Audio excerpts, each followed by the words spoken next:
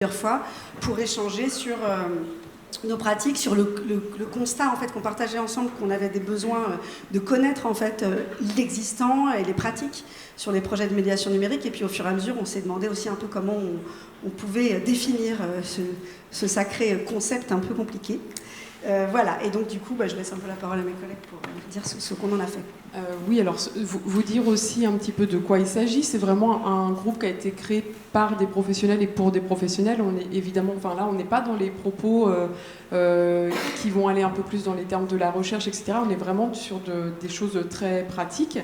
Une des premières idées, ça a été justement d'alimenter nos connaissances sur l'existant. Parce que en fait, on trouve assez peu d'endroits où sont recensées justement ces pratiques de médiation du spectacle vivant via le numérique. Alors, on en a une partie sur le site justement du TMN Lab où il y a d'autres choses qui émergent un petit peu, mais c'est beaucoup moins présent, c'est beaucoup plus à la marge que ce qu'on va avoir en termes de pratiques numériques pour la communication, par exemple. Donc là, c'était vraiment déjà pour nous de se retrouver, d'alimenter nos connaissances. Le deuxième objet, c'est aussi justement de partager un peu nos propres projets, alors qui sont en cours, l'existant, les façons de procéder. Et là, on voit qu'on crée vraiment des synergies. Parce que c'est un des constats qui a été justement soulevé par l'étude et qui a été repris aussi ce matin. Il y a assez peu de formation, ou en tout cas les équipes sont assez peu formées. Donc on a besoin aussi d'alimenter un peu nos pratiques par des retours d'expérience de nos collègues. Donc ça nous nourrit beaucoup. Et puis aussi sur, par exemple, des choses aussi très pratiques, quels sont les prestataires avec lesquels on peut travailler. Moi j'ai retenu par exemple un des prestataires avec lesquels a travaillé Stéphanie Aubin là, ce matin, qui a l'air très intéressant. J'ai envie d'aller creuser un petit peu ce qu'ils font. Donc des prestataires, des moyens de financement, voilà, toutes ces choses qui, au quotidien, finalement, on s'interroge, on va passer énormément de temps à aller trouver l'information, et là, juste en une heure, on se nourrit assez vite là-dessus. Et donc, on a regroupé ça sur un même outil. Voilà, on a pas mal cherché. Comment est-ce qu'on pouvait rassembler en fait l'ensemble de... Enfin, je ne sais pas si vous l'avez bien dit, mais c'était des outils. En gros, on n'était pas sur des grandes idées, des concepts et tout, mais vraiment sur des outils. Qu'est-ce qu'on fait les uns les autres et où est-ce qu'on peut rassembler, enfin en fait l'idée c'était de rassembler toutes ces choses, voilà, toutes ces tentatives d'une visite virtuelle qui a un teaser, mais pas un teaser de spectacle, mais peut-être plutôt une démarche un peu particulière, qui a fait un jeu, qui a fait un quiz sur quel spectacle êtes-vous, voilà, un peu, on a essayé de rassembler, et donc l'outil qu'on a choisi, il a été cité aussi ce matin sur un autre, c'est Pearl Trees. Donc alors, aujourd'hui on se dit que c'est pas l'outil idéal, on va vous dire pourquoi, mais bon, en tout cas, là, comme outil de travail, c'était très bien. Ça nous a permis donc d'aller un peu c'est pas épingler le mot qu'on dit, on n'est pas du tout des experts Pearl Trees, hein, on a voilà, avancé en faisant, donc voilà, et voilà, donc c'est ce qu'on normalement on devrait avoir à l'écran dans pas longtemps. Qui est donc cette plateforme qu'on a organisée en différentes catégories, parce qu'en gros au départ c'est juste tout pêle-mêle, et puis après petit à petit on a un peu structuré. Donc on a structuré avec une catégorie où on a récupéré tout ce qui faisait interaction. Donc ça va s'appeler, vous allez le voir bientôt, ça fait interaction, et voilà, tout ce qui sollicite de l'interaction avec le public. Une autre catégorie où ça fait ressources. Et là, on peut se dire, tiens, ça, en fait, je peux m'en servir tel quel, ou je peux vraiment aller choper de la ressource là-dedans. Ça existe déjà, parce que... voilà, c'est ça. Bon, c'est en travail, c'est un outil de travail. Bon, c'est pas beau, enfin bref. Voilà, ça existe déjà, parce qu'il y a des gens qui ont déjà fait, comme je disais, le job. Donc, par exemple, au Grand T, on a récupéré Pearl Trees, et il est épinglé dans « ça existe déjà ». Donc, voilà, on ne va pas réinventer comment ça s'est fait. Il y a une autre structure aussi qui a déjà fait pas mal de choses, je ne me rappelle plus son nom, mais voilà. Voilà. Et là, c'est encore assez imparfait pour nous, parce que quand on rentre dans ça faire interaction, par exemple, pour... hop là. Bon, on a donc aggloméré, vous retrouvez des choses dont on parle, dans les différentes rencontres. Et en fait, ce qui manque, c'est de pouvoir repérer si le contenu a été produit en tant qu'outil de médiation, si ça a été créé dans le cadre d'un projet artistique, si ça a été, je ne sais plus ce qu'on s'était dit aussi, si c'est lié à un lieu, si c'est lié plutôt à un spectacle. Donc en gros, on a besoin un peu de catégoriser, et on aurait voulu avoir des tags, mais bon voilà, Pearl Trees ne le permet pas. Donc en gros, c'est un outil qui est pour l'instant ce qu'il est, et peut-être qu'à un moment, on aimerait que ça soit une vraie plateforme, beaucoup plus ergonomique. Donc ça, on va y travailler si ça rencontre de l'intérêt dans la communauté aussi. C'est la première condition. Voilà. Et l'idée est bien, en fait, pour chacun de nos lieux, en fait, de pouvoir réutiliser, s'inspirer et voilà, et pas recréer des choses qui existent déjà. Donc je vous ai donné un peu des exemples de choses qu'on peut trouver. Donc je vous ai parlé de visite virtuelle qui a été faite par le Phénix, et donc il nous a fait tout un petit topo sur comment est-ce qu'il a mené cette visite virtuelle, pourquoi est-ce que c'était intéressant, qui ça a engagé dans le théâtre, et finalement par exemple, moi j'avais vachement retenu ça, c'était parce que les équipes techniques étaient impliquées dans ce travail-là que en fait ça est devenu un outil utilisé vraiment par eux, mais pas que par eux après, également par le public. Mais voilà, par exemple, je rentre pas dans le détail, mais voilà. Et là, par exemple, je disais, moi, je suis en recherche aujourd'hui d'une infographie pour juste visualiser les chemins de la création d'un spectacle. Eh ben, je ne sais pas si vous avez connaissance de ça quelque part sur Internet, etc. Juste avoir un schéma visuel, mais plutôt voilà, un peu infographique, comme des choses qui se font beaucoup aujourd'hui. Je ne trouve pas. Donc, je trouve comment est-ce qu'on fait son site Internet. Ça, c'est super joli, bien fait, etc. Mais dans le spectacle vivant, pour rendre compte de comment on visualise, comment se fabrique un spectacle, ou comment, en fait, c'est quoi notre boulot aussi dans un théâtre, de l'accueil du public de l'accueil du spectacle jusqu'à l'accueil du public. Voilà, moi, j'ai pas trouvé, et peut-être que je vais du coup aller creuser et aller faire quelque chose, et je le mettrai en partage. Et là, c'est pas Théâtre Massalia, c'est pas ma propriété, c'est un outil pour tout le monde. Voilà un peu.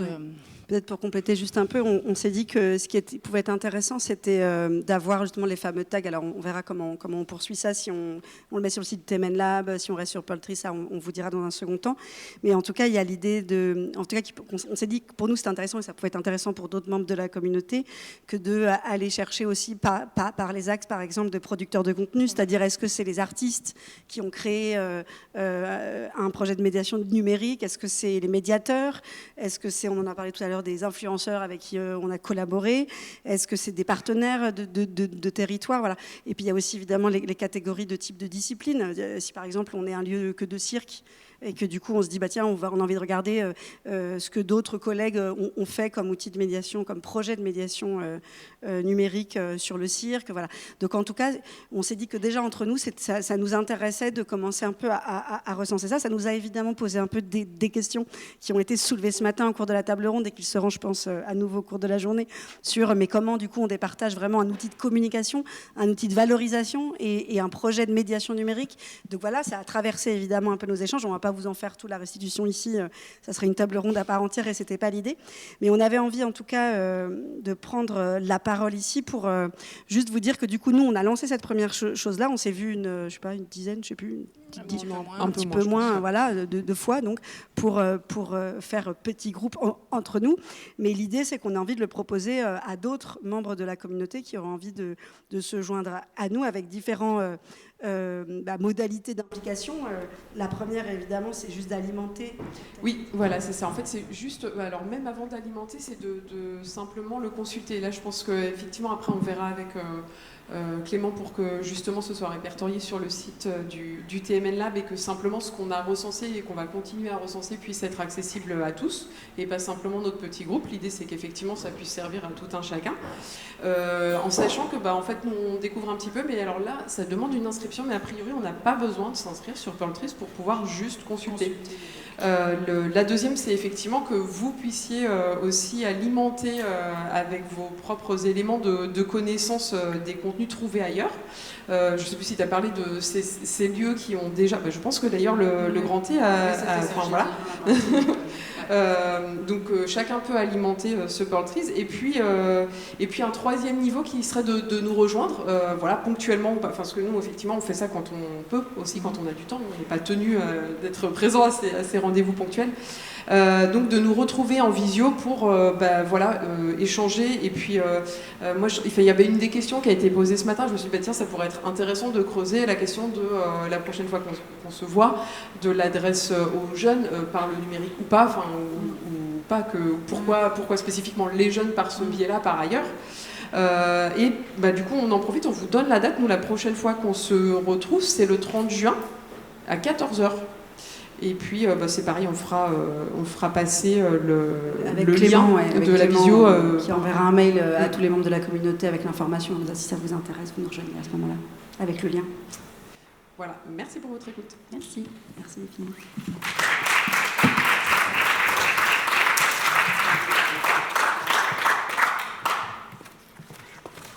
Et du coup, on va enchaîner sur la deuxième table ronde de la journée. Voilà, les intervenants nous rejoignent.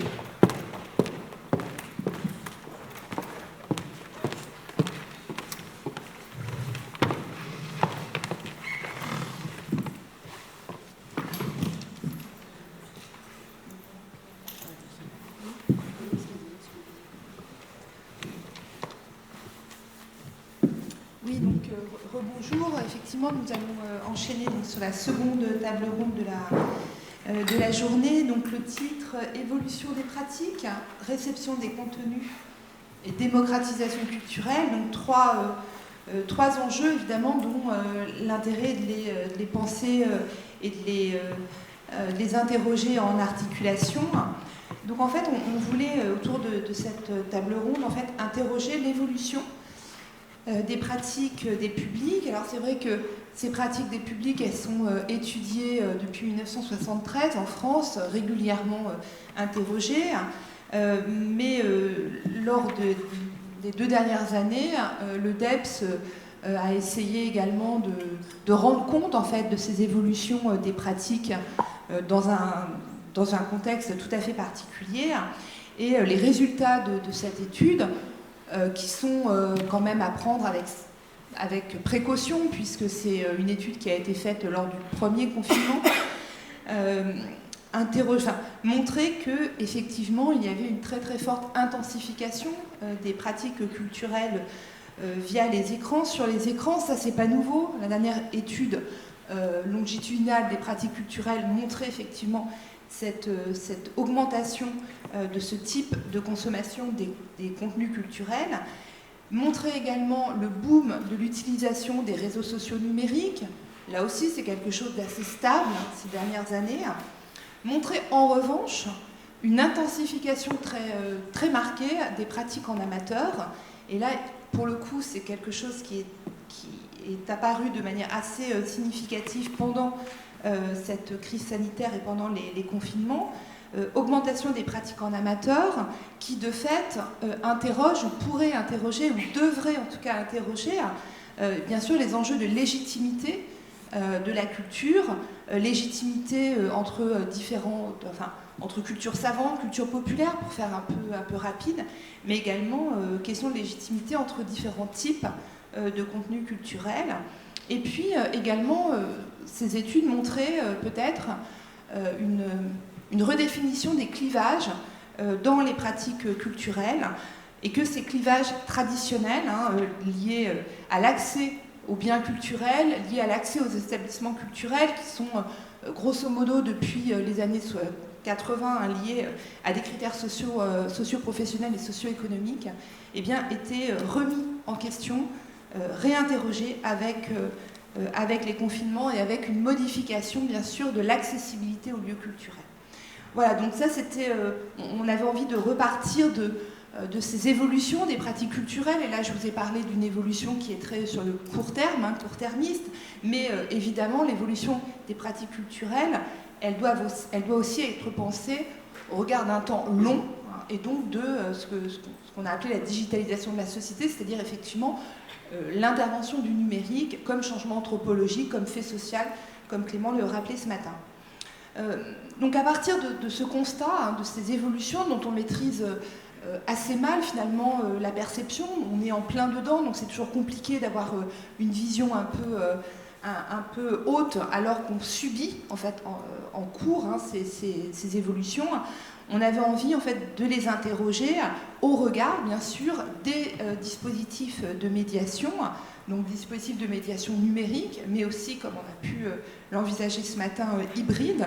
Et comment, en fait, ces évolutions des pratiques culturelles eh bien, obligent les établissements culturels, les artistes, le monde de l'art et de la culture à modifier peut-être l'adresse au public, en tout cas renouveler ce rapport à l'œuvre, et en même temps que ce renouvellement, évidemment, impacte également la réception des contenus culturels. Donc comment prendre en compte ces modifications dans la réception des contenus culturels et dans la fabrication finalement de ces dispositifs.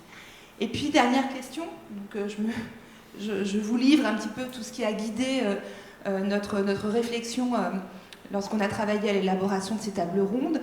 La dernière question que l'on avait, c'était évidemment poser la question des missions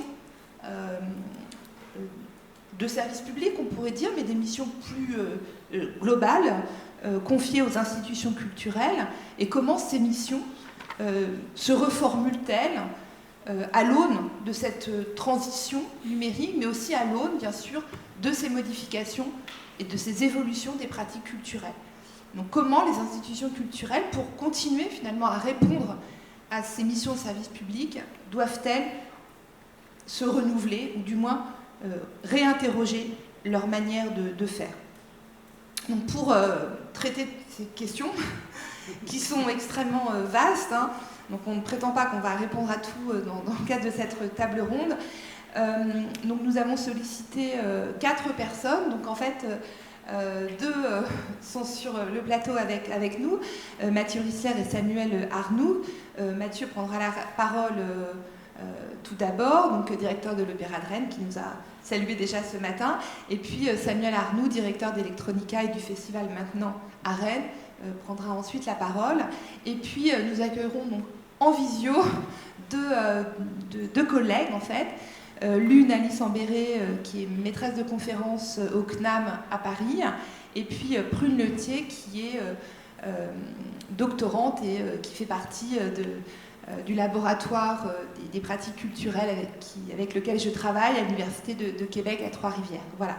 Donc on va faire cette table ronde en 2 temps finalement. Je vais vous laisser la parole d'abord, et puis 2 interventions à distance, et puis on échangera tous les 4 ensemble en espérant que le dialogue soit assez fluide. Et puis, comme tout à l'heure ce matin, on vous donnera la parole. Voilà, donc je vous laisse la parole pour une prise de parole, hein, on s'est dit d'une dizaine de minutes chacun, et puis après on ouvrira le dialogue. Merci Marion, et bonjour à toutes et tous. Je pense que j'ai vu tout le monde ce matin, mais si ce n'est pas le cas, bonjour. Je vais être plutôt optimiste dans ma prise de parole. Et puis juste quand même pour resituer, moi je vais parce que ça pourrait sembler, je voudrais pas. Je parle d'un prisme qui est le mien, c'est-à-dire que j'ai la responsabilité d'un théâtre de 650 places dans une métropole dynamique de 450 000 habitants. Donc on voit déjà qu'il y a une disproportion, c'est-à-dire que globalement on est un peu trop petit par rapport à la taille de la métropole. Donc sans doute que l'exemple est à modérer, et à pas, voilà, je le dis avec beaucoup de prudence et d'humilité à cet endroit-là, mais voilà, une expérience n'est pas transposable forcément. Voilà, je voulais juste poser ça en préambule. En tout cas, moi, ça fait bien une vingtaine d'années maintenant que je travaille dans la musique et dans la danse. Ça fait 20 ans que j'entends dire que le public de la danse et de la musique est un public plutôt âgé, etc., etc. Donc moi j'aurais plutôt tendance à trouver qu'il n'y a pas beaucoup d'évolution dans les pratiques culturelles, et c'est bien ce que montraient les études du DEPS, et en tout cas dans la danse ou dans l'opéra, on voyait que d'une étude faite en 97 de mémoire et la suivante des années plus tard, il n'y avait quasiment pas d'évolution. Donc quelque part, si aujourd'hui, du fait de la crise sanitaire, il y a un appel d'air, bah, tant mieux. Enfin, à un moment, nous en tout cas, c'est pour ça que je disais en préambule que je parlais d'un prisme qui est sans doute un peu faussé, mais globalement on manquait de place. Donc si finalement on a plus de place maintenant, tant mieux, puisque manifestement on nous renvoyait toujours, et à juste titre, le fait que l'opéra n'était pas suffisamment un équipement culturel à partager. Donc voilà, quelque part, c'est plutôt une bonne chose. Ça, c'était une première remarque. La deuxième chose, c'est que, comme je le disais, ça fait 20 ans que moi j'entends dire que les publics, les spectateurs d'opéra, de danse sont plutôt des spectateurs âgés. Alors sauf à ce que l'opéra ait un don de conservation absolument incroyable, je pense que les personnes âgées d'il y a 20 ans ne sont plus celles d'aujourd'hui. Ou alors vraiment il y a un truc tout à fait exceptionnel. Donc ça peut être aussi simplement l'organisation de nos propositions, l'organisation de nos formes artistiques, ou simplement intrinsèquement la forme artistique qui à un moment s'adresse à des spectateurs qui sont plutôt à un âge mûr, ou voilà. Donc quelque part l'enjeu c'est bien qu'à un moment tout le monde puisse croiser nos propositions artistiques, qu'on les croise à 30 ans, à 40 ans, à 50 ans, à 60 ans. Finalement, est-ce que c'est grave ou pas? Je ne suis pas sûr. Voilà, l'enjeu, c'est vraiment, d'un moment, pouvoir les croiser. Par contre, je trouve que tout ce qu'on dit là aujourd'hui nous questionne plus, nous, dans la manière d'offrir nos offres, dans notre rapport au parcours du spectateur, où là, on a vraiment des évolutions importantes à tenter, parce que je mets de côté un peu tous les dispositifs de AC, tout ce qu'on va appeler public plutôt dit empêché, parce que d'abord il y a un énorme travail qui est fait ici comme ailleurs, et de toute façon c'est un travail qui est infini, c'est-à-dire qu'il y aura toujours un travail à faire de ce point de vue-là, et c'est évidemment une mission extrêmement essentielle. Mais autour de moi, il y a plein de personnes qui... C'est pas une question de moyens, le fait de venir ou pas, mais c'est des personnes qui viennent pas,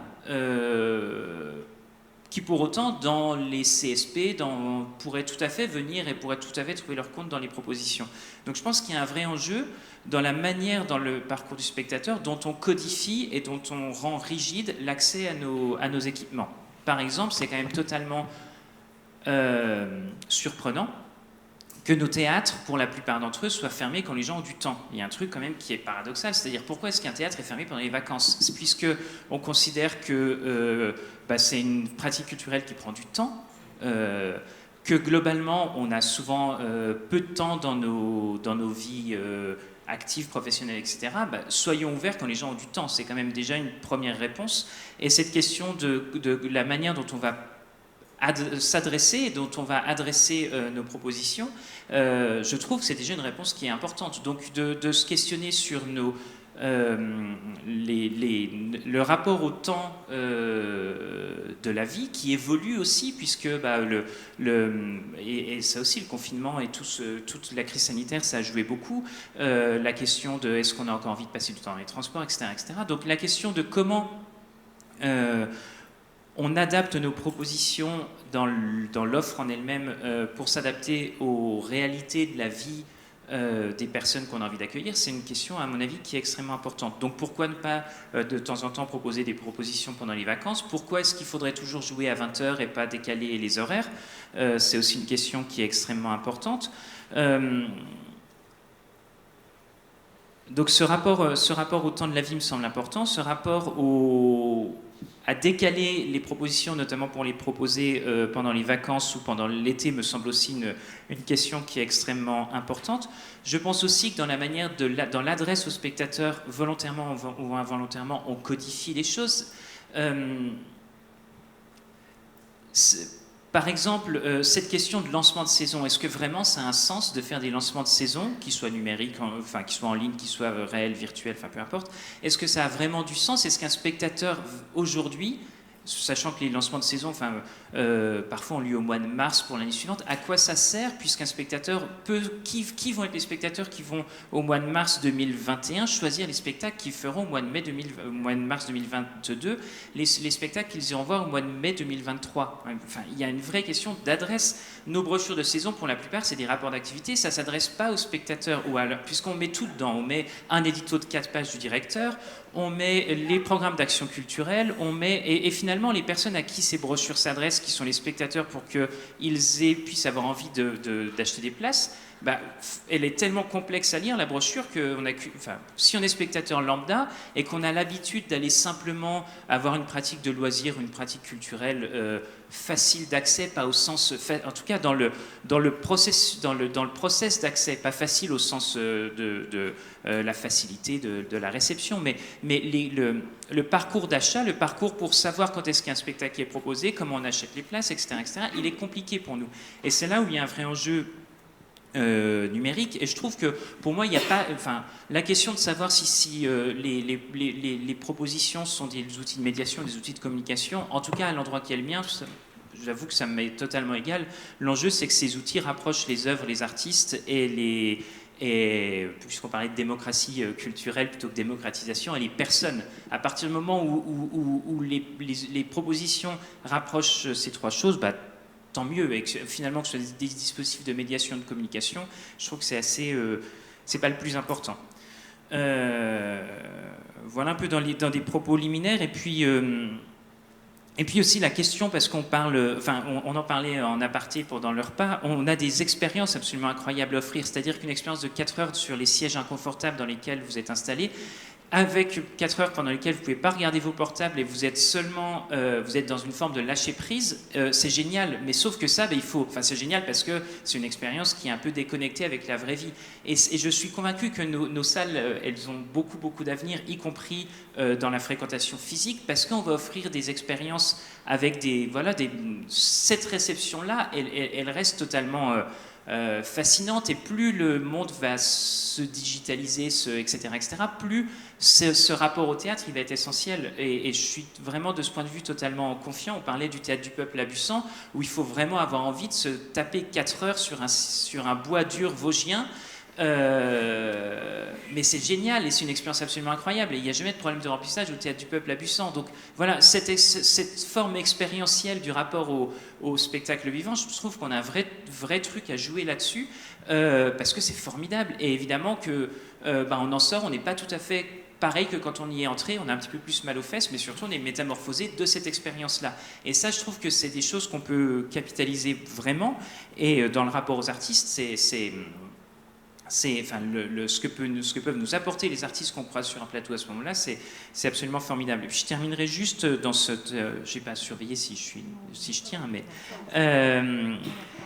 sur la question de la production des contenus, cette question de la production et de la diffusion, elle est exactement la même pour les contenus qui sont en ligne ou les contenus physiques, c'est-à-dire les œuvres au plateau. C'est-à-dire qu'aujourd'hui, la moyenne de diffusion des œuvres sur les plateaux, une œuvre est jouée en général 3 ou 4 fois, dans la moyenne de diffusion, ce qui n'est pas du tout satisfaisant, évidemment. Donc il y a un enjeu un peu de production, mais surtout de diffusion. Je pense que c'est exactement la même chose sur nos dispositifs numériques, c'est-à-dire qu'on a fait plein d'expérimentations, on a fait plein de projets numériques ici ou ailleurs. À partir du moment où on ne pense pas dès la conception de la proposition numérique à la manière dont on va être capable de l'emmener au plus près des personnes à qui ces propositions numériques s'adressent, ça ne marche pas. Et je vais prendre 2 exemples. On a fait récemment un projet numérique autour du carnavocal des animaux qui était, je pense, un beau projet de test de technologie, etc., mais où l'expérience du spectateur, elle était trop à la marge, et de fait, ça a été très peu pris en main, et ça, c'est pas satisfaisant. C'est-à-dire que les projets numériques où on se teste, où on se fait un petit peu plaisir et où on essaye, où on est un peu labo, mais sans qu'il y ait l'adresse finale, c'est pas satisfaisant. C'est plus satisfaisant. Et à l'inverse, quelque chose comme le projet d'opéra-opérette en réalité virtuelle qu'a produit Blancali, qu'on va présenter dans quelques jours, ça, je suis super content, parce qu'on présente une œuvre qui a une forme numérique, mais dès dès le début, on pense l'adresse pour s'assurer que la proposition, effectivement, elle s'adressera à des spectateurs et qu'il y aura bien une rencontre à travers cette proposition. Et je pense que c'est un peu un tort qu'on a eu, quand je dis on, c'est le sectoriel, hein, pendant longtemps, de se dire les propositions numériques, elles vont naturellement trouver leurs spectateurs, ou finalement, même dans les captations d'opéra qu'on a tendance à faire, je pense qu'il y a beaucoup de captations d'opéra, le producteur qui produit la captation d'opéra va se contenter de la produire, mais après, la manière dont elle va être relayée, diffusée, prise en main, etc., on s'en occupe finalement assez peu. Et ça, je trouve que c'est une vraie problématique et qu'on retrouve à la fois physiquement dans l'enjeu de la diffusion des œuvres qui sont produites sur les plateaux, mais aussi l'enjeu de la diffusion de nos outils numériques, qu'il s'agisse d'outils plutôt de médiation, d'outils vraiment de propositions artistiques, qui sont vraiment des outils, des propositions artistiques numériques, ou qu'il s'agisse d'outils de laboratoire, entre guillemets. Voilà pour un premier tour d'horizon. Et quand tu parles d'adresse en fait aux spectateurs, est-ce que qui peut être aussi difficile quand c'est une proposition physique que quand c'est un dispositif numérique, ça on est bien d'accord. Est-ce que en fait la question c'est pas aussi l'accompagnement du spectateur, comment cette question en fait vous la mettez pratiquement en œuvre? Si, bien sûr. Alors d'abord, je pense qu'on a un travail à faire qui est d'éviter d'auto-référencer tout ce qu'on fait, c'est-à-dire que quand dans une brochure ou dans un texte ou dans une adresse là, au spectateur, on va commencer par parler d'une œuvre d'un artiste en faisant référence au fait que l'artiste est venu il y a 3 ans, ça veut dire que par définition, ça s'adresse aux spectateurs qui sont venus il y a 3 ans. Et donc c'est pas comme ça qu'on va donner envie à des spectateurs qui n'étaient pas là il y a 3 ans de venir, puisqu'on commence par leur dire « vous n'étiez pas là il y a 3 ans, vous avez tort ». Donc ce qui est quand même une drôle de manière d'entrer en contact avec quelqu'un. Donc je pense qu'il y a un vrai travail à faire sur une simplicité, ce qui ne veut pas dire de la démagogie ou des choses totalement, ou prendre les gens pour des abrutis, utiliser des mots qui sont génériques, pas du tout. Mais par contre, pourquoi ce serait compliqué de venir à l'opéra? Je ne comprends pas pourquoi ce serait compliqué, c'est une forme artistique totale, où il y a des émotions démultipliées, donc c'est pas compliqué. Par contre, on rend compliqué le fait que les procédures de réservation sont complexes. On essaie ici qu'elles ne le soient pas trop, mais quand même, il y a parfois cette tendance-là. Il faut connaître la date d'ouverture précise des locations. On a des horaires de billetterie qui parfois sont un peu baroques. Là aussi, je pense que c'est pas le cas ici, hein, mais on a des tunnels d'achat dans nos outils de billetterie en ligne qui sont anachroniques par rapport à ce qui peut se faire vous voulez réserver un cinéma ou vous voulez réserver une soirée au restaurant, c'est simple. Pourquoi c'est compliqué de réserver une place de spectacle?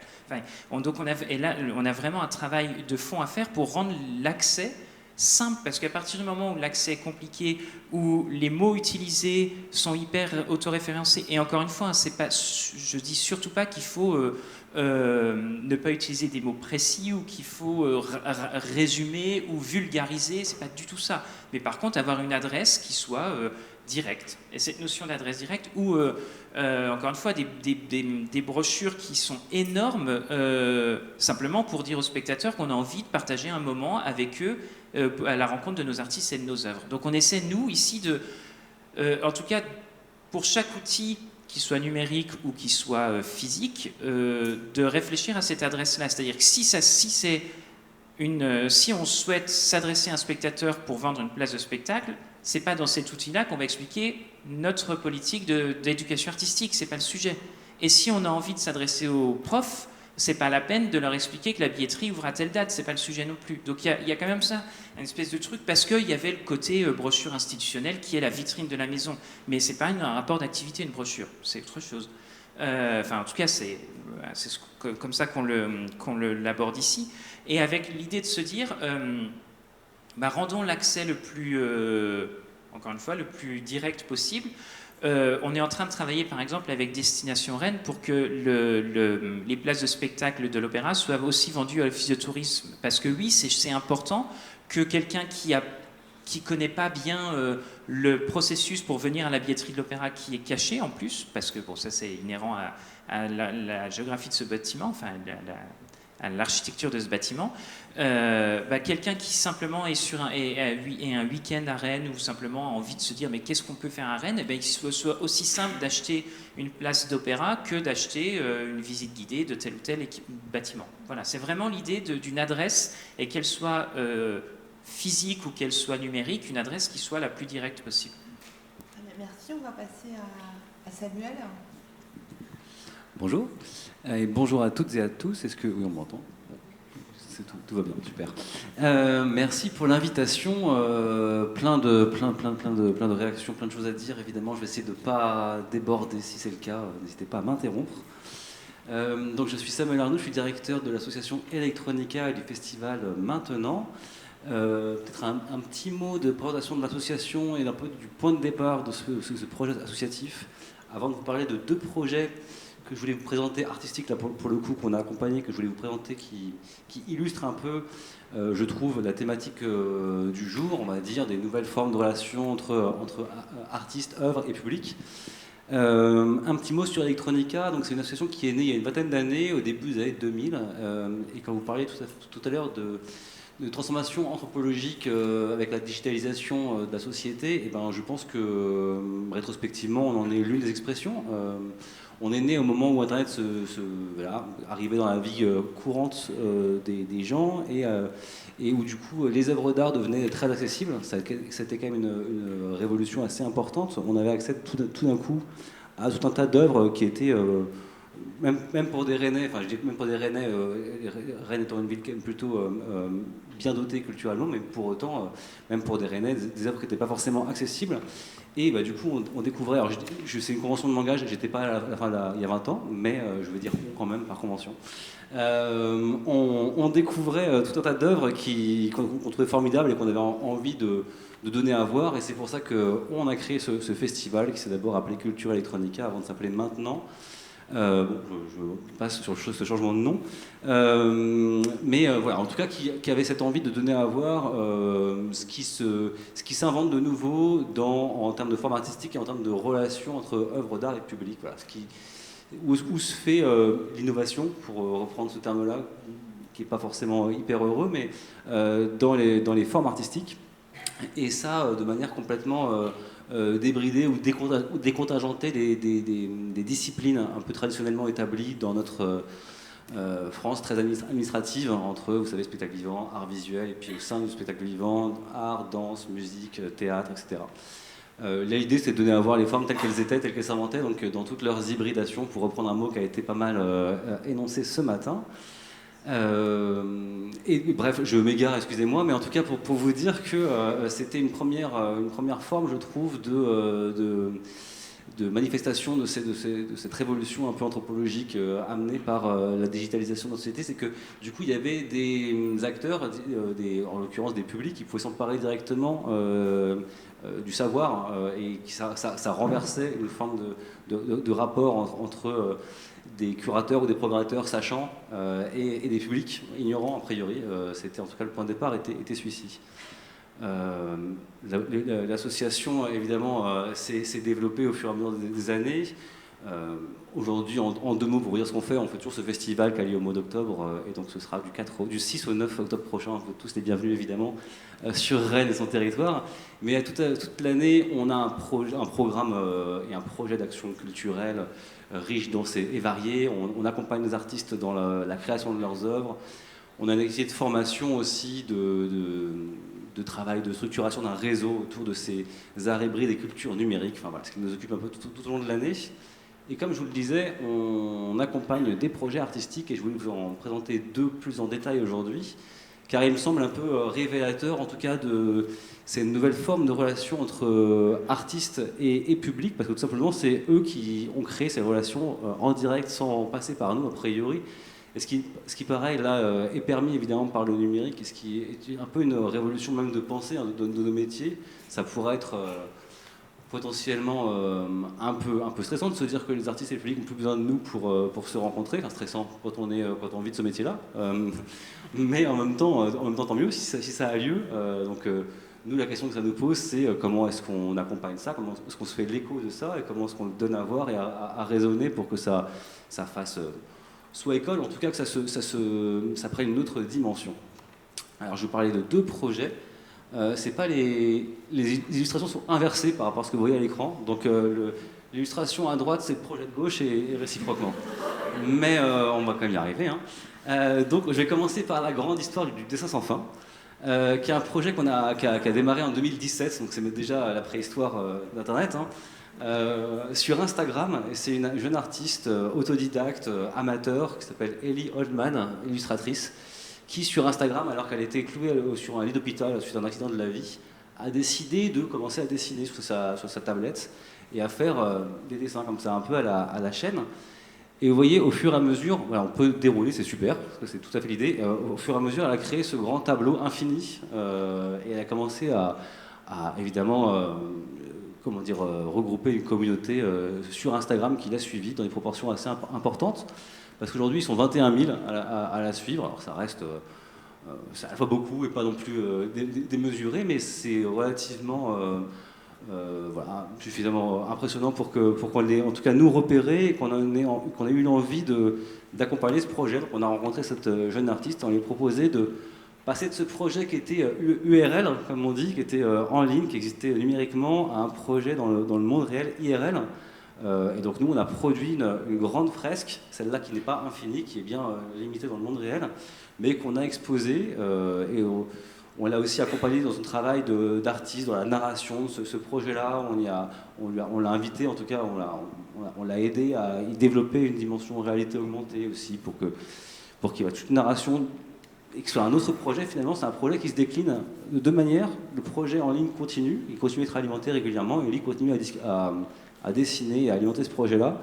Et puis il y a ce projet qu'on a fait naître aussi dans le monde réel et qui, pareil, alors lui qui vit une vie de projet artistique un peu plus classique, dans des lieux d'exposition, etc., qui rencontre des publics. Et c'est intéressant de voir cette double dimension d'un même projet artistique, même matière, on va dire, qui a 2 vies, qui sont un poil séparés encore, entre guillemets, bien qu'évidemment il y ait des publics qui soient venus d'Instagram pour aller voir l'œuvre dans le centre d'art ou dans la médiathèque qui l'accueillait.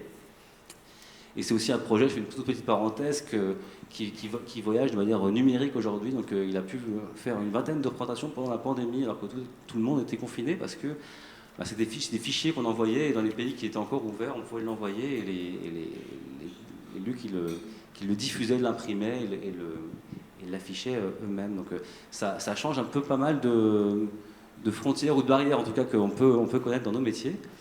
Mais ça, c'était déjà un peu le passé, presque, entre guillemets. En tout cas, dans ce que je vous racontais, ces frontières entre URL et IRL, on a un deuxième projet qu'on a accompagné plus récemment et qui est encore beaucoup plus imbriqué. Et je voulais vous le raconter aussi. Il s'appelle Unrelated to God. Alors, voilà, c'est le projet qui est du coup à gauche, ici sur la vidéo. Et voilà, lui, il est né de la rencontre entre 2 artistes, un artiste illustrateur, vidéaste qui s'appelle Thomas Ponce, et un musicien qui s'appelle Apollo Noir. Et voilà, ils se sont rencontrés dans la vraie vie au début, avec l'envie de collaborer, comme ça arrive plein de fois entre 2 artistes. Et c'est parti. Le premier a fait le vidéoclip de l'autre, etc. Puis il y a eu l'envie de créer un univers tous les 2 ensemble. Il se trouve que la pandémie arrive là-dessus et que c'est l'occasion pour le vidéaste Thomas Ponce de créer sa chaîne Twitch, que vous voyez là à l'écran. Et donc il démarre comme ça, à animer des live Twitch et à dessiner, etc. Et puis ça intéresse un public qui rejoint ce travail-là, puis ça fédère des gens. Et puis le confinement faisant, les artistes continuent à travailler comme ça et à fédérer leur communauté. Donc cette création-là se fait, elle est documentée sur Twitch, ce qui est pareil assez peu banal. Et elle est suivie surtout par une communauté qui peut suivre les différentes étapes de la création en train de se faire. Et pareil, nous on était déjà aux côtés de ces artistes-là. Dès ce moment-là, c'était assez intéressant du coup de pouvoir travailler ça à leur côté, j'entends, dès l'instant de la création. Les mois passent et juste avant, je vais vous commander un peu la vidéo. Donc, c'est un projet aujourd'hui qui a différentes dimensions. Il y a une dimension exposition qu'on voit là actuellement à l'écran, Donc il y a différents objets qui sont exposés, qui sont une exposition qu'on peut, dans sa forme un peu classique. Cette exposition, elle s'active aussi en réalité augmentée. Il y a une deuxième couche de narration qui se développe, comme on peut le voir ici. Et puis c'est aussi un projet de live. Là, c'est ce qu'on voit. Donc là, c'est Apollo Noir qui est en train de jouer avec Thomas Ponce qui mixe ces images lui en live. Et puis il y a une troisième dimension de ce projet-là qui va se décliner sur un livre-objet qui, pareil, aura une narration en réalité augmentée. Donc voilà, c'est un univers artistique qui se décline à différents endroits. Et vous allez me dire, mais quel rapport avec le numérique et Twitch? C'est qu'en fait, la communauté, ce qui n'était pas forcément l'intention initiale des artistes, mais il y a tellement eu ce lien avec cette communauté sur Twitch qu'ils l'ont même intégré à leur création. Aujourd'hui, pendant l'exposition, comme pendant les lives, on l'a vu, peut-être qu'on peut remettre rapidement, si vous voulez bien, le teaser de ce projet. Je vais vous l'indiquer, mais il y a vous savez, le fameux fil, le fameux chat de Twitch qui est disponible, qui est affiché dans l'exposition, dans le live. Et les artistes ont même réussi, Thomas a réussi à coder suffisamment pour que les commandes certaines commandes sur le chat de Twitch impactent ce qui se passe à l'écran pendant le live. Et du coup, le public en ligne peut agir sur ce qui se passe dans la salle de spectacle. Donc forcément, il y a une dimension aussi assez interactive. Et le public, d'ailleurs, dans l'exposition, il y a un petit pad numérique aussi accessible au public qui peut entrer des lignes de code avec un petit manuel, hein, évidemment. Et puis, du coup, voir l'effet que ça produit sur l'écran. En tout cas, nous, on a trouvé hyper intéressant de pouvoir permettre cette navigation-là entre les univers IRL, URL, et tout ce que ça ouvre comme champ. Alors évidemment, c'est les artistes qui le font, hein. Encore une fois, pas nous, on n'a pas la prétention, nous, de porter ça, mais par contre, d'être très attentif à ce qui s'écrit à cet endroit-là et à l'accompagner, à le développer, enfin la caisse de résonance.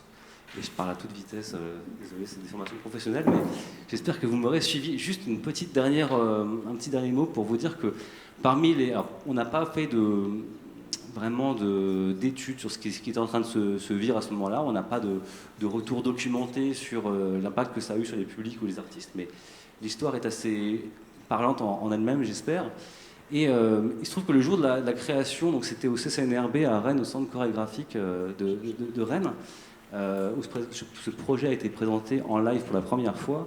Et dans la salle, on a différents membres de la communauté de Twitch qui étaient là parce qu'ils habitaient dans les parages. Et ils sont venus voir ce projet parce qu'évidemment, les artistes les avaient invités à ce que ce soit le cas. Et pour tous, d'ailleurs, ils découvraient le lieu dans lequel ils n'étaient jamais venus. Et je trouve que c'est pareil, ça raconte un truc intéressant de se dire là, on est parti de Twitch et on ramène des gens dans un centre chorégraphique régional. Et voilà, alors c'est une première porte d'entrée, mais et à des échelles, encore une fois, qui sont celles-ci, hein, mais c'est intéressant, en tout cas, dans ce que ça raconte. Voilà, je m'arrête là. Merci, c'est vrai que cette question de la communauté, justement, et de l'élargissement de la communauté, c'est une des préoccupations et des marques de cette évolution des pratiques culturelles. Donc, ça, on y reviendra, je pense, dans la discussion tout à l'heure, mais pour être sûr de garder suffisamment de temps pour les échanges, je vous propose en fait qu'on passe aux deux visio. Donc là, je vais laisser faire la régie pour... on va commencer par Prune, non? Normalement, c'était Alice, on s'était dit Alice, mais...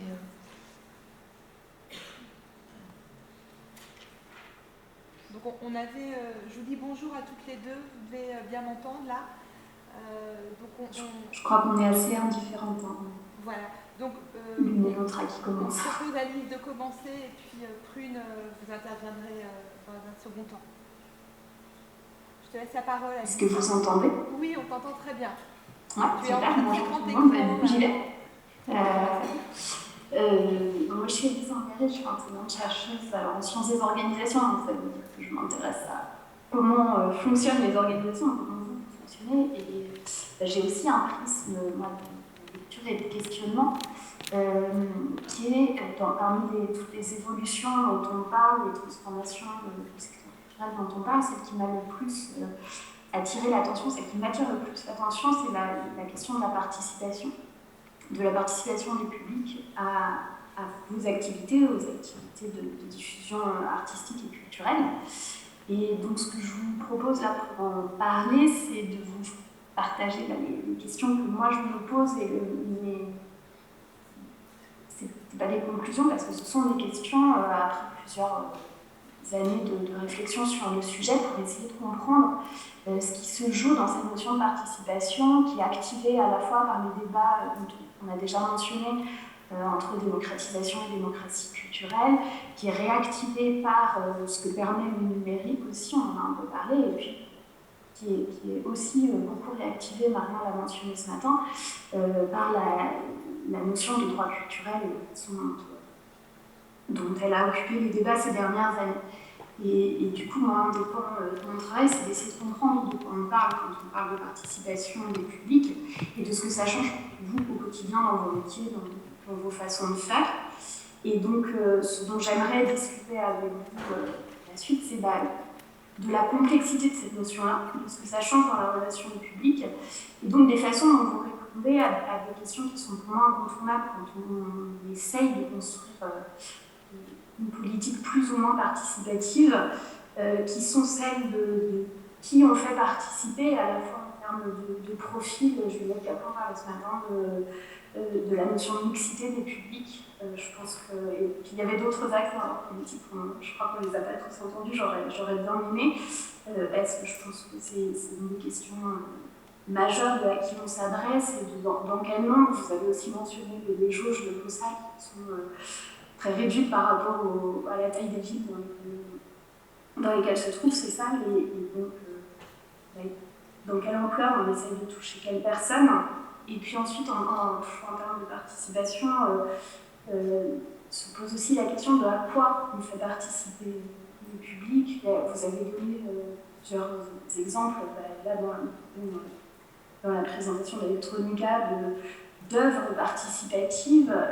Ce matin, on a aussi beaucoup discuté de les frontières qui se floutent entre médiation, communication et parfois les conflits de programmation. Et donc, à quels objets de l'activité organisationnelle on fait participer le public, et quelle est la nature de ces objets-là. Est-ce qu'on priorise la participation à l'art, aux œuvres d'art? Marion, tu parlais du développement des pratiques en amateur qui interroge ça aussi. Ou est-ce qu'on ouvre aussi cette participation à un fonctionnement plus administratif, on va dire, plus organisationnel? Vous parliez de l'adresse au public et des façons de s'y adresser. Peut-être que dans la façon de formuler le discours, ça peut aussi être un objet de participation. Une troisième question, donc après le qui et à quoi, autour de la participation, sur lesquelles j'aimerais vous entendre. Je suis attentive aux réponses que vous y apportez. C'est à quel moment est-ce qu'on accueille la participation du public, à la fois la participation spontanée qui avait été mentionnée maintenant dans ton introduction, ou celle qu'on essaye de solliciter, et est-ce qu'on essaye de la solliciter à certains moments particuliers du processus de réflexion, au moment où on commence à construire une saison par exemple, ou plutôt à la fin pour savoir comment ça s'est passé. Ou est-ce qu'on essaye aussi, en tant qu'institution, que la participation soit possible un peu tout le temps, quand elle est possible pour les publics, et on retrouve les questions d'horaire d'ouverture, et peut-être ici un des intérêts du numérique aussi qui permet de le décaler.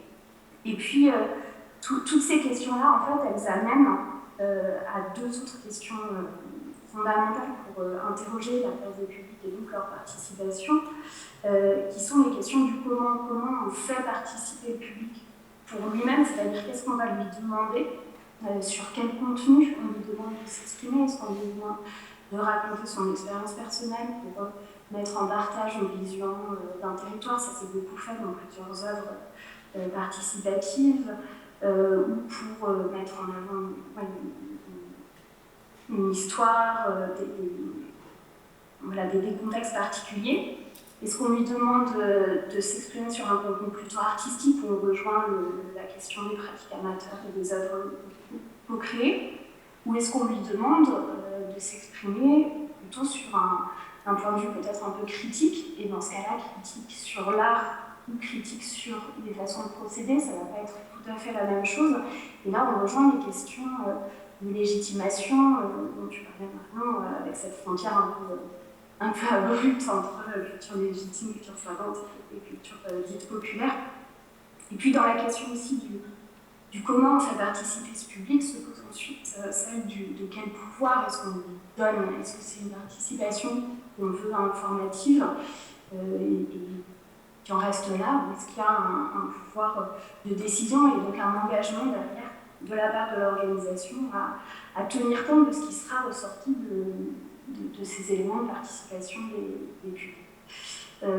Et toutes ces questions-là, elles amènent aussi donc à la question du comment on fait du côté organisationnel, comment ça change les métiers, vos métiers et dans les métiers de médiation, que de se dire qu'on va attendre une certaine forme de participation des publics ou qu'elle est là et qu'on doit faire avec. Comment ça change la ligne éditoriale, comment ça change les modalités de travail, c'est une des expressions de ce matin. Et je pense qu'effectivement, ces modalités de travail sont particulièrement interrogées par la notion de participation. Et puis, comment ça change, in fine, la relation qu'on peut avoir soit au tutelle, au financeur ou à la sphère politique.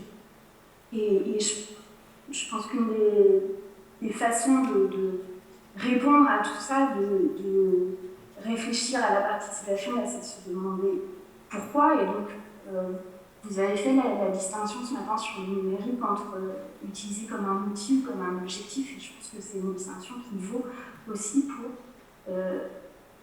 pourquoi on s'adresse à des publics d'une certaine façon, pourquoi on attend qu'ils participent ou pas d'une certaine façon. Où est-ce qu'on se dit déjà venir, c'est bien. Et donc, est-ce qu'il y a une...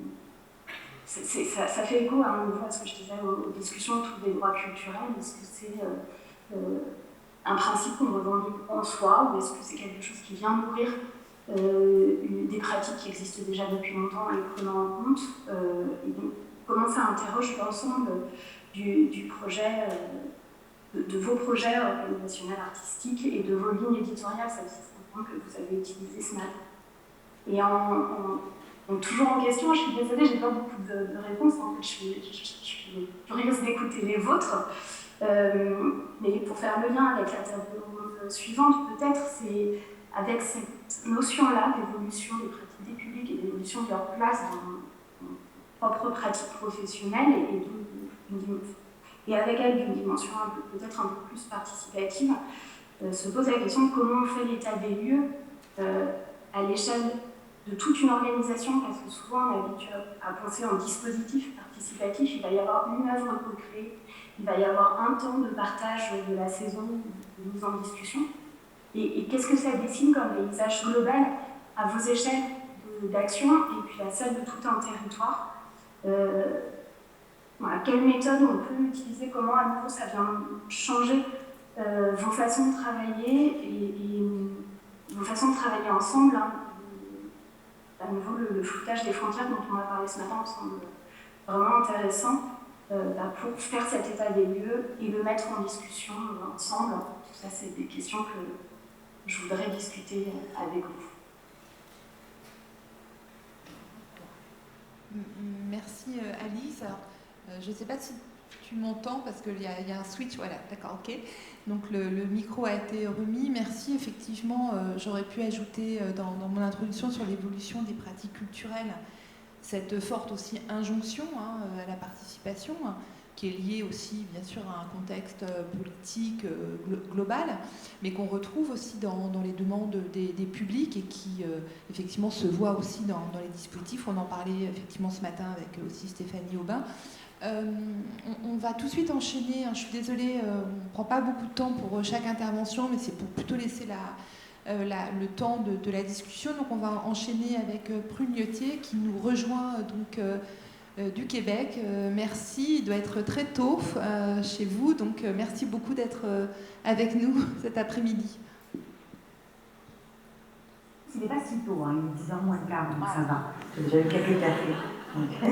Bon pour moi et merci de me recevoir. À distance, malheureusement, par contre, je n'ai pas pu assister au débat de ce matin parce que là, il était vraiment tôt. Mais j'ai hâte d'en savoir plus sur vos échanges. Moi, je m'intéresse particulièrement, en fait, je viens de terminer mon doctorat en lien avec la production numérique jeunesse dans le milieu de l'édition au Québec. Et j'ai démarré un post-doctorat auprès de l'Université du Québec à Trois-Rivières, dans le cadre du laboratoire de recherche des publics sur la culture, sur la manière, les enjeux en fait, rencontrés par les professionnels et professionnelles des arts vivants qui veulent explorer le numérique à destination du public. Moi, je viens vraiment dans le domaine de la production. Je suis par ailleurs productrice d'applications pour enfants, de balados de podcasts pour enfants, de balados au Québec, de médiation ou de manière plus générale de fiction. Donc j'ai un petit peu les deux aspects de vision, et donc je m'intéresse en fait à la manière dont les créateurs, créatrices, de manière générale, incorporent ce numérique, créent des projets numériques complémentaires à leur proposition culturelle à destination des jeunes. Il y a un certain nombre d'enjeux et de défis, donc c'est sûr que là je vais vous parler des réalisations, peut-être quand on parle de réalisation en recherche, vous savez, c'est surtout, comme je disais, des questionnements, l'ouverture à des questionnements, ou peut-être confirmer quelques intuitions. Mais je peux tout vous parler de ce que j'ai pu réaliser au Québec en lien avec la l'édition jeunesse. Ceci dit, c'est quand même quelques mois que je fais plusieurs des séries d'entretiens avec des professionnels en art vivant. J'ai quand même le sentiment et l'intuition qu'un certain nombre de réalités et d'enjeux sont assez similaires dans ces deux domaines d'expertise et de culture. Donc, c'est sûr que l'un des grands défis au niveau des jeunes publics, d'abord, c'est la grande disparité. En fait, la grande disparité en termes d'accès aux équipements, d'accès et de développement des usages. Certains que la pandémie a fait exploser les usages numériques, mais de manière pas très égalitaire. On se rend compte aujourd'hui, que ce soit dans le contexte familial ou dans le contexte scolaire, que finalement, d'abord, il n'y a pas vraiment les mêmes équipements pour tout le monde. D'abord, par la type d'équipement. Certains peuvent avoir accès à des TVI, peuvent avoir accès à des iPads, à avoir des écrans. Certains n'ont accès à rien du tout. Et pas non plus une grande disparité également dans les volumes. En classe, on va avoir un dispositif de lecture par élève, d'autres vont en avoir un pour la classe au complet, d'autres vont devoir se partager entre les classes. Cette grande disparité-là, elle est complexe pour les producteurs et productrices parce qu'elle permet difficilement d'imaginer des expériences qui peuvent véritablement se déployer en contexte scolaire. On ne pense pas une expérience numérique de la même manière lorsque l'on sait que l'utilisateur va être individuellement sur la tablette, par exemple, ou si ça va être une expérience collective. C'est que ça crée une grande difficulté pour imaginer des projets qui vont pouvoir satisfaire en contexte scolaire, mais c'est également vu en contexte familial. Est-ce que je m'adresse à un jeune enfant? Est-ce que je m'adresse à une fratrie? Est-ce que je veux une expérience qui soit plus collective, en famille? Est-ce que l'enfant auquel je m'adresse, il a accès à la tablette pendant 5 minutes par jour pour qu'il va partager avec ses frères et sœurs? Est-ce que c'est une tablette de nouvelle génération? C'est une tablette qui date un peu? Donc, il y a vraiment une grande disparité en termes d'accès aux équipements. Mais pas que, il y a aussi une grande disparité en termes d'usage et en termes de niveau de littératie. C'est-à-dire qu'on a le sentiment aujourd'hui que les jeunes enfants, les adolescents, les préadolescents sont extrêmement habiles sur les différents outils numériques, sur Internet, mais également avec les téléphones intelligents et tablettes, et c'est assez faux. En vrai, c'est même quelque chose qui est difficilement plus faux. Il y a vraiment une grande... alors autant ils vont être extrêmement à l'aise avec certains réseaux sociaux, avec TikTok, ça va être Snapchat, ça va être WhatsApp, plein de trucs que moi j'utilise pas et que je fais semblant d'utiliser parce que je vais avoir l'air jeune. Mais en réalité, il dispose assez peu d'habileté numérique qui va permettre véritablement de se repérer dans l'univers en ligne, non seulement de se repérer, mais également de pouvoir être outillé pour être dans une approche critique de ce qu'on leur propose. Et donc cette grande disparité littératie numérique, c'est que de nombreux élèves, et je parle dans le projet scolaire, mais c'est également vrai en contexte familial, ne développent pas un sentiment d'incompétence par rapport au numérique. Donc il y a véritablement une problématique de comment, je sais qu'en médiation culturelle, on parle beaucoup du public empêché, je pense qu'on peut dire la même chose dans le projet numérique de production, c'est qu'il y a des publics qui effectivement vont se sentir probablement assez éloignés des propositions culturelles forcément très riches et très intéressantes qu'on leur fait, mais parce qu'ils ne vont pas avoir un sentiment de compétence, ils vont se sentir un petit peu détachés de ce qui est proposé. Donc ça c'est pareil, là aussi une grande disparité, et puis évidemment, dans un contexte scolaire, mais ça c'est aussi vrai en contexte familial, une grande disparité d'accès aux formations et au temps de trouver, de découvrir, de tester, de s'outiller pour les enseignants. C'est-à-dire qu'il y a vraiment cette idée-là que pas parce qu'on met en ligne, je présente ça, c'est la découvrabilité, vous en avez parlé tantôt, c'est vraiment, je pense, un problème majeur, mais un enseignant qui va vouloir utiliser le numérique en classe, qui peut-être lui par ailleurs a un usage numérique particulièrement personnel, en tout cas particulièrement développé, va quand même devoir passer beaucoup de temps et d'énergie à trouver les ressources, à les tester, à s'assurer de leur pertinence pédagogique, s'assurer qu'il peut lier cet outil-là à différents éléments de programme obligatoires, donc selon le niveau qu'il a. Et ça, c'est du temps que généralement les enseignants n'ont pas. Parce que les enseignants ont assez peu de temps. Et ils sont assez peu accompagnés, entre autres au Québec, c'est moins regardé sur la France, entre autres au Québec, ils sont assez peu accompagnés dans la découvrabilité de ces outils-là. Donc, il y a plein d'enjeux, peut-être le dernier, mais là, pour le coup, c'est une opinion, donc ça a la valeur que ça a. Mais une opinion, c'est qu'on sépare aussi beaucoup du côté des producteurs numériques, mais également du côté peut-être des secteurs du divertissement et du secteur de la culture également, entre le ludique et pédagogique, comme si les deux ne pouvaient pas être combinés. Et parfois, mes observations sont souvent qu'on considère comme une type de médiation ou d'apprentissage, pas nécessairement à quelque chose de pas forcément didactique, mais en fait avoir des intentions pédagogiques très claires. En édition, je ne sais pas du côté probablement différent du côté de la scène, mais en édition, par exemple, le simple fait de développer le plaisir de lire, d'amener à lire, même si c'est lire sur TikTok, même si c'est lire sur une tablette, même si c'est lire 3 lignes par jour, rien que ça, c'est un objectif pédagogique qui est digne d'intérêt et digne de s'y pencher. Donc, c'est plutôt notre opinion personnelle. Dans le cadre de ma thèse, et comme je vous dis, je suis en train de voir si les intuitions que j'avais dans ma tête peuvent se vérifier également dans le domaine des intelligents.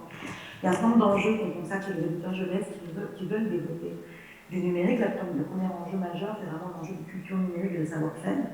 C'est vraiment l'accès à la connaissance des publics, comment est-ce que les jeunes publics utilisent le numérique, comment est-ce qu'on l'usage, quel temps ils y passent, quels sont les éléments de fonctionnalité qui peuvent être intéressants. Pour la méthode, par exemple, moi j'avais travaillé en production sur un projet d'application, de livre-application, où on voulait absolument explorer une fonctionnalité interactive qu'on trouvait fascinante, qui était à la façon de l'époque, en 2016, qui était le souffle, qui était l'idée de pouvoir souffler sur le micro de l'iPad, par exemple, et de faire dans l'image, changer les feuilles, partir des nuages, etc. Donc c'est formidable, le souffle, ça a un côté un peu fascinant, un peu magique. On pensait que pour les enfants, ça serait aussi, ça l'est. Sauf que notre application s'adressait à des enfants de 4 ans, 4-5 ans. Donc vous savez, si vous êtes parents, vous avez des enfants autour de vous de cet âge-là, un enfant de 4-5 ans ne souffle pas sur un micro, il crache sur un micro. Il y a tout un cette stratégie pour une anecdote, mais l'idée que l'usage, en fait, au-delà de l'idée d'un contenu créatif, souvent l'usage n'est pas connu par les professionnels de la culture qui n'ont pas déjà expérimenté avec les musiques. Mais c'est vrai pour cette anecdote très anecdotique pour le coup, mais c'est également vrai d'un plus large. Quels sont les équipements auxquels les gens ont accès, quelles sont les intentions qu'on va pouvoir développer, etc. Donc il y a vraiment un problème de connaissance des publics, et de l'usage des jeunes publics, pardon. Évidemment, le savoir-faire, c'est-à-dire que vraiment, on s'est rendu compte, en accompagnant des projets dans le cadre de la recherche, que de nombreux éditeurs, par exemple, avaient fait des erreurs de conception dès le début, des erreurs de conception qui sont révélées très coûteuses, finalement, parce qu'ils n'avaient pas forcément, dès le début et dès l'idéation, travaillé avec des producteurs numériques. Ce qui fait que, par exemple, ils ont développé peut-être des expériences qui vont être diffusables uniquement sur des plateformes iOS, alors que la majorité des écoles du Québec sont plutôt équipées de Chromebook, qui n'intègrent pas l'expérience iOS. Parfois, ils vont avoir peu planifié les dépenses de mise à jour, donc assez rapidement, à la prochaine mise à jour Apple, ils se retrouvent avec une expérience qui n'est absolument plus consultable, à moins de faire des frais importants de mise à jour. En tout cas, vraiment un accès au savoir-faire et au savoir du numérique, et en tout cas, un peu de dialogue entre eux. Et par ailleurs, évidemment, il ne faut pas prendre tout le temps, mais les enjeux de diffusion et de découvrabilité, c'est l'enjeu majeur. Effectivement, comment est-ce qu'aujourd'hui, c'est bien beau, on est super content, on met en place une magnifique expérience numérique, et il y a 3 utilisateurs, donc moins il y a quelque chose de très frustrant là-dedans, d'abord parce que c'est des coûts, c'est de l'énergie, parce qu'il y a aussi une volonté très louable de vouloir faire de la médiation des arts, qui ne trouve pas son public, ou qui trouve un public qui est peut-être un public assez privilégié. Il y a quelque chose d'assez dommage là-dedans. Donc, il y a vraiment des connaissances à développer en termes de découvrabilité, de référencement, de comment est-ce qu'on développe l'accès au public. Pour terminer là-dessus, aujourd'hui, en jeunesse, en tout cas, on se rend compte que la formule gagnante, c'est un grand mot, en tout cas, les projets qui retrouvent le mieux leur public et qui, pour le plus, semblent, en termes de médiation, qui sont intéressants, sont ceux qui ont travaillé dès le début à une formule un peu tripartite, parce qu'ils intègrent à la fois les producteurs numériques, des professionnels des artisans, de l'édition, de la culture, et des pédagogues, ça peut être des chercheurs, ça peut être des conseillers pédagogiques, des enseignants qui sont consultés, mais cette formule un peu tripartite semble être celle qui garantit la plus grande pertinence de l'expérience et son adhésion la plus importante du public. Et puis évidemment, c'est aussi souvent des expériences qui vont aller au-delà des usages des publics, donc ils ne vont pas réinventer de nouveaux dispositifs, mais qui vont plutôt peut-être s'intégrer de manière assez naturelle et subtile auprès des jeunes pour avoir aussi l'air jeune. Voilà.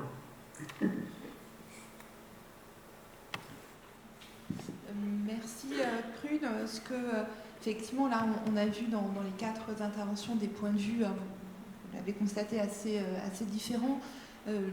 La question, en fait, ou les questions que moi j'ai entendu revenir assez fréquemment, c'est effectivement la question de l'adéquation, en fait, dans l'adresse au public avec les besoins des publics, avec leurs attentes, et donc pour mener vers une expérience qui soit la plus satisfaisante possible et qui réponde aussi le mieux aux besoins des spectateurs.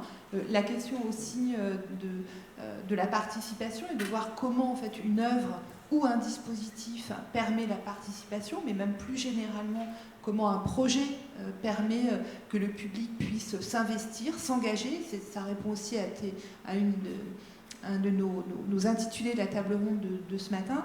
Et puis dans la dernière intervention, c'est aussi effectivement l'importance de faire attention aux usages et aux usages réels des destinataires de ces différents dispositifs de médiation, au risque sinon d'être à côté et de finalement de se faire plaisir, mais de ne pas forcément répondre à des besoins.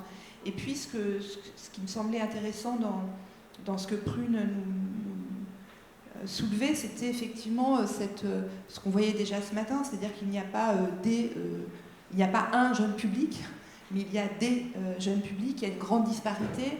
Or, c'est vrai qu'on a parfois tendance à aller vers une simplicité dans l'adresse à ces publics-là, sans prendre en compte qu'il y a une disparité et qu'il y a aussi une question de la culture numérique à traiter.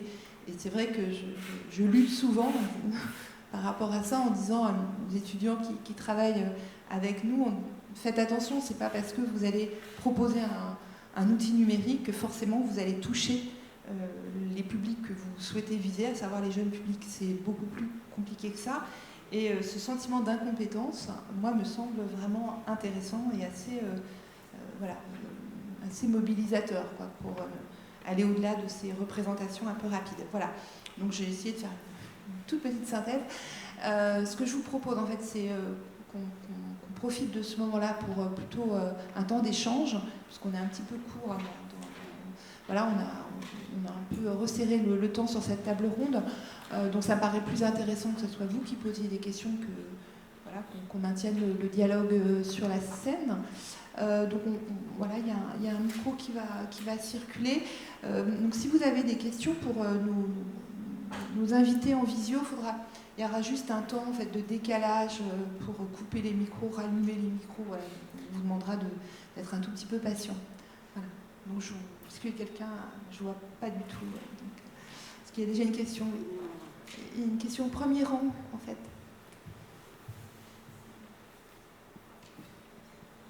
Bonjour.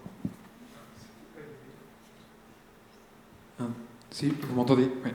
Bonjour à tous et à toutes. Merci pour ces échanges qui étaient passionnants. J'ai pris des notes. C'est vrai que moi, j'ai peut-être plus envie de m'orienter sur la question de la culture et de l'accessibilité sur cette partie-là. C'est vrai que moi, j'ai 22 ans. Je me suis dit, en allant à l'école, on voit une forme de culture qui disparaît au fur et à mesure qu'on avance dans les études supérieures. C'est qu'au primaire, on avait effectivement cette culture du théâtre, de rencontrer des professionnels, puis ça se perd au fur et à mesure. Cette question-là, en fait, je me dis, est-ce que le public, vous l'avez posé comme question, ne doit pas s'adresser finalement, dès le plus jeune âge, finalement, à tous ces enfants, et de le maintenir en partenariat avec l'éducation nationale, tout du long de ce parcours, jusqu'au lycée. Moi, j'ai travaillé sur cette question-là, notamment avec une de vos collègues directrices d'opéra à Nice, Muriel Holtz, et justement, en fait, elle nous a conviés, nous les étudiants, à venir justement voir comment on pourrait rendre accessible cette culture, rendre accessible les réseaux et quels moyens de communication finalement on met en œuvre pour aller à cette culture.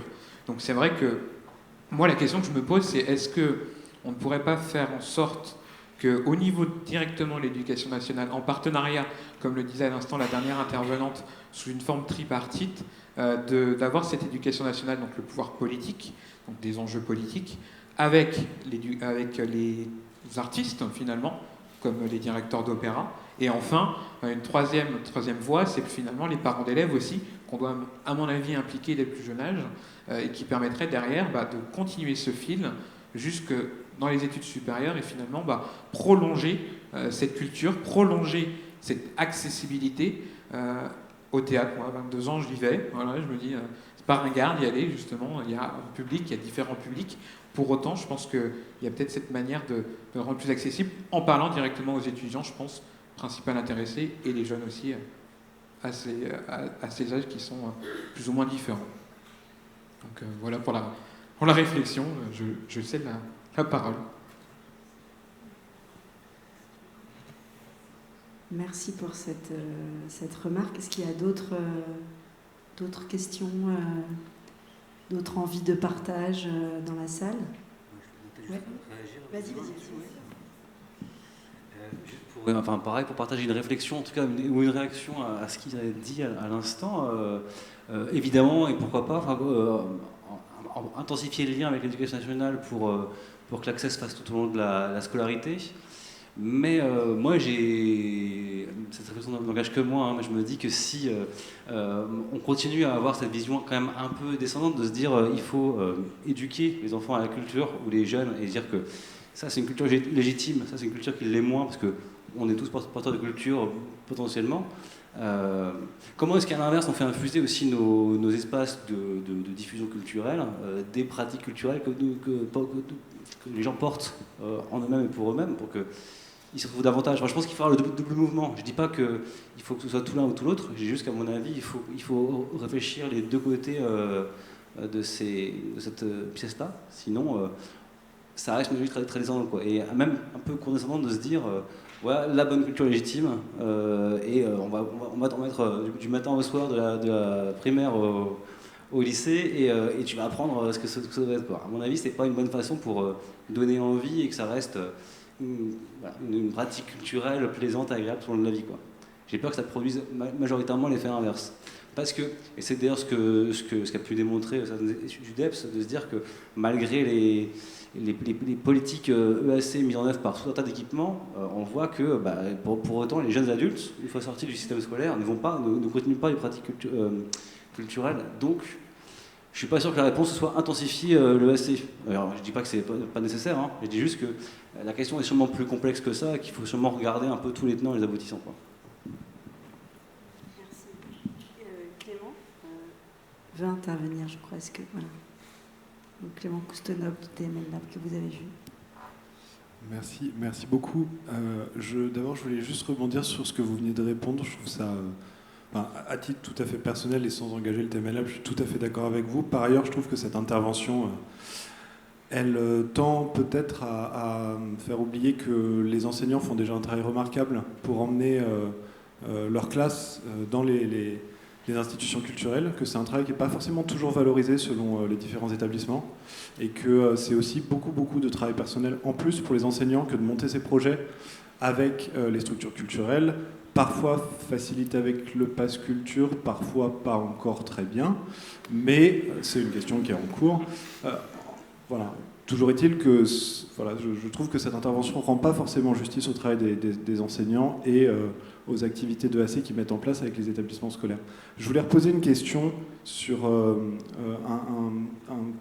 point qui m'a semblé hyper intéressant, c'est sur la question, vous avez évoqué tout à l'heure le rapport au temps de la vie du spectateur.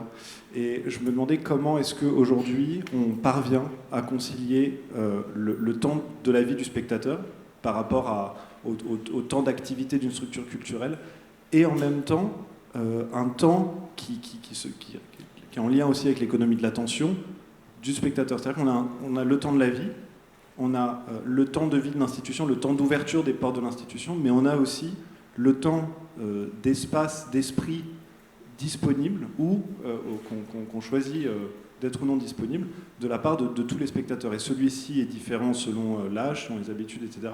Comment est-ce que, quand on est à la tête d'une institution, on compose entre ces deux temporalités-là?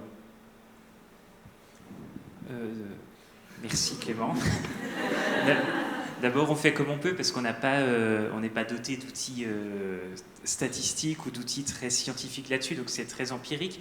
Cela dit, on a un bureau des temps à Rennes Métropole, on a cette chance d'avoir un service qui analyse la question des temps dans cette métropole, et ça c'est génial parce que justement on peut mesurer un peu précisément le temps disponible pour les loisirs, quels qu'ils soient, c'est-à-dire tous les temps qui ne sont pas les temps de travail, et c'est extrêmement précieux pour nous.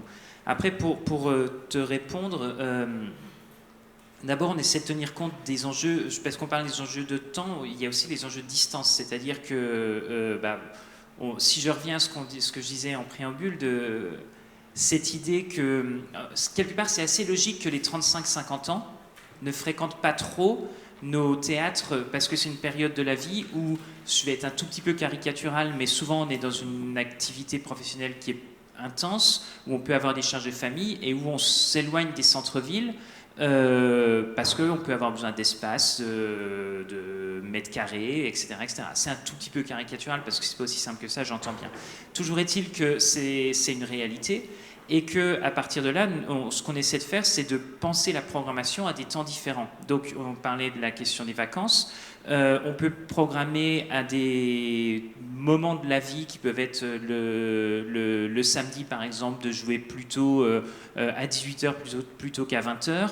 Ça peut être de jouer donc, également le dimanche en matinée, mais quand je dis matinée, c'est vraiment matinée.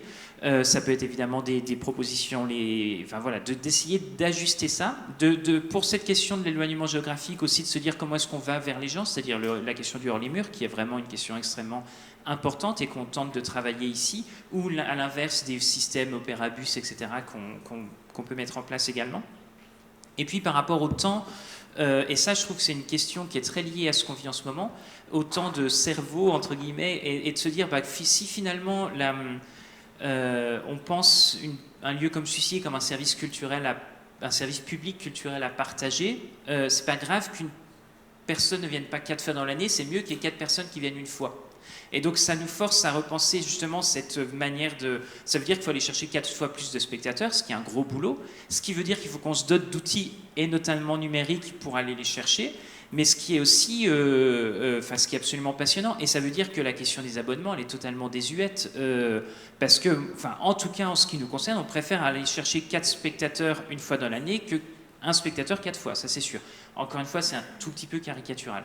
Mais de fait, ça nous force aussi à repenser les ajustements de programmation, c'est-à-dire qu'il ne faut surtout pas que ça en devienne à une programmation uniquement de l'offre, entre guillemets, mais que ce soit bien toujours des propositions artistiques, parce que c'est des artistes qu'on défend, qu'on accompagne, qu'on a envie de créer cette rencontre avec les spectateurs.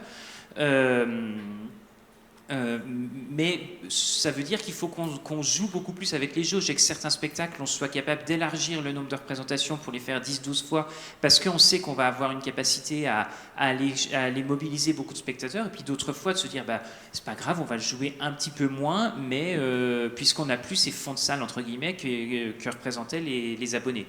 Et donc ça, je trouve que ça répond vraiment à ce que tu disais de temps de cerveau, entre guillemets, disponible dans une année pour des spectateurs.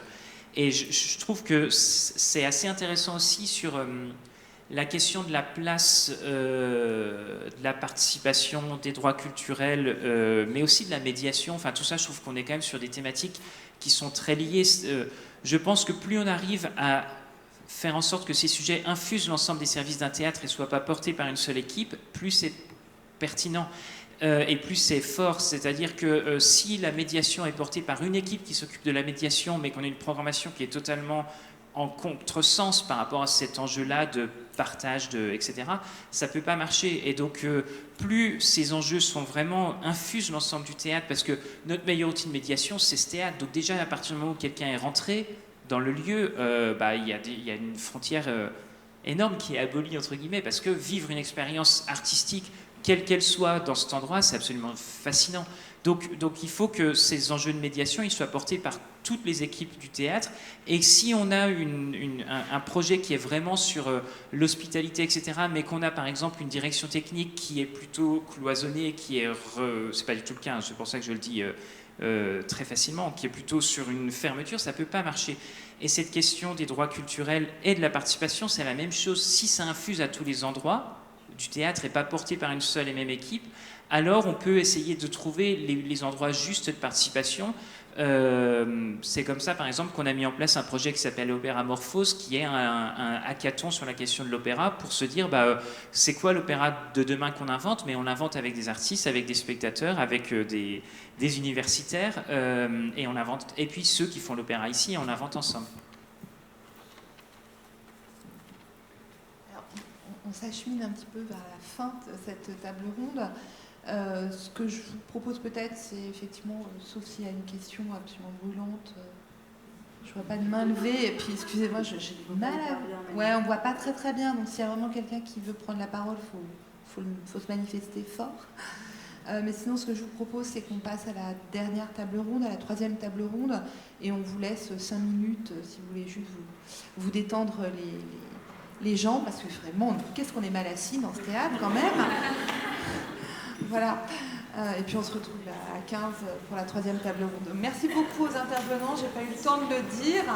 Merci, puis merci à mes collègues en visio que je n'ai pas pu non plus dire au revoir.